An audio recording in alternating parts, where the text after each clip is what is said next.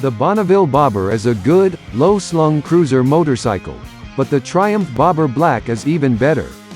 A fantastic modern take on the retro bobber style that delivers on every single front so well it could actually convert those who previously sneered at this kind of bike to bobber fans. During 2017, MCN ran a standard Triumph Bobber on the long-term test fleet. We found that while it might appear impractical, it's actually a seriously impressive everyday bike. There were some build quality issues. For 2021, the Triumph Bobber family was updated along with the rest of the Bonneville range of bikes with engine upgrades and better handling and brakes. The standard Triumph Bobber also took the front wheel or tire combination and twin brake discs of the Black to become the only version before a chrome edition joined the range in 2022. The Bobber Black makes for a fantastic custom bike too, as shown with Triumph Glasgow's 135 bhp project.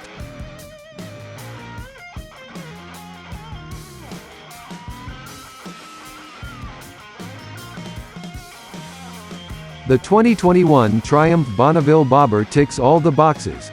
Once again, Triumph's attention to detail and build quality is second to none, and this classic-looking bike has a real premium feel. With a hidden rear shock and a floating aluminium seat, combined with chunky blacked-out forks and fat-spoked wheels, it really does have a proper hardtail bobber look. That's complemented by the latest in tech, including a full LED headlight and cruise control. You'll also find a ride-by-wire throttle with switchable traction control, an in-key immobilizer and multi-function LCD display. The Bobber shares the same engine from the exhilarating Thruxton RS we tested back in January, but in this case, there's a catch. With a more upright position and 640mm seat height, it makes touching the ground easy for the vertically challenged. The adjustable seat could be slightly wider towards the front, as after an hour in the saddle it felt like sitting on the edge of a hard bar stool.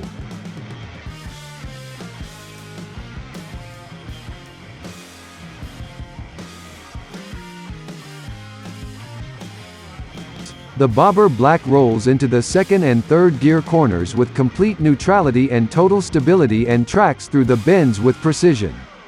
Being a bobber, ground clearance is always a limiting factor, but you don't have to be scraping the Black everywhere to gain a thrill. The whole riding experience is so pleasurable that you are more than happy to ride at the brisk pace the clearance allows rather than push too hard and scuff the pegs. The non-adjustable forks and shock deliver quite a firm ride, meaning that over sharp bumps they can feel a bit harsh and unforgiving.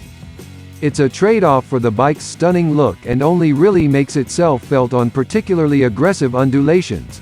For general road riding, the suspension is excellent and remarkably plush. We found the gearing good across a range of scenarios, from city to freeway cruising.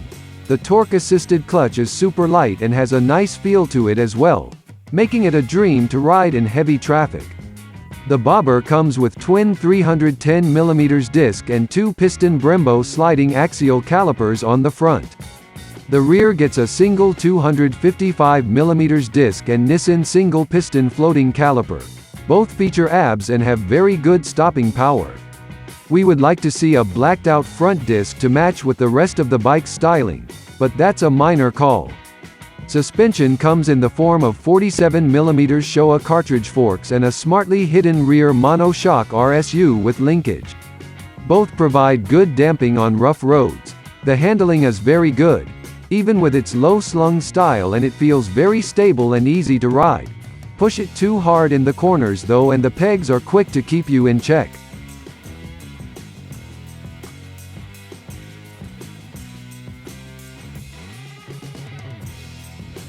Powered by an identical Bonneville HT motor as the Bobber, the Black retains the same spirit and character as its sibling. In the Bonneville T120, this version of the parallel twin is a bit too refined, but the Bobber's unique tune, which is 10% more powerful lower in the rev range compared to the Bonnie and Slashcut exhaust system, gives it a lovely feeling and sound all of its own. There is a pleasant bit of vibration thanks to the 270-degree crank, but nothing that causes the mirrors to wobble or your hands to go numb. And the modern electronic systems such as the traction control and ride-by-wire throttle are subtle enough in their operation so as not to detract from this old-school motorcycling-inspired experience. It makes it lower down though, with peak torque at just 4,000 revolutions per minute and peak power at 6,100 revolutions per minute.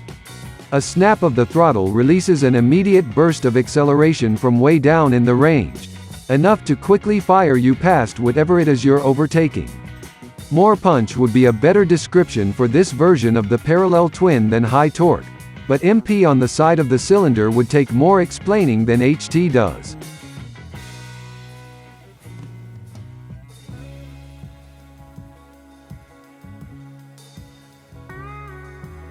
You get all the stuff. The Bobber's got abs, the traction control and riding modes I mentioned earlier, plus a torque assist clutch for a lighter to pull lever.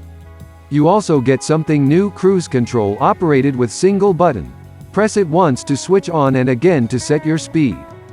Triumph says it also takes one press to cancel, but I found I had to press and hold it to cancel. Alternatively, you can of course instantly cancel it by touching the front brake or turning the throttle. It seems a good idea. Reducing button locating related distraction.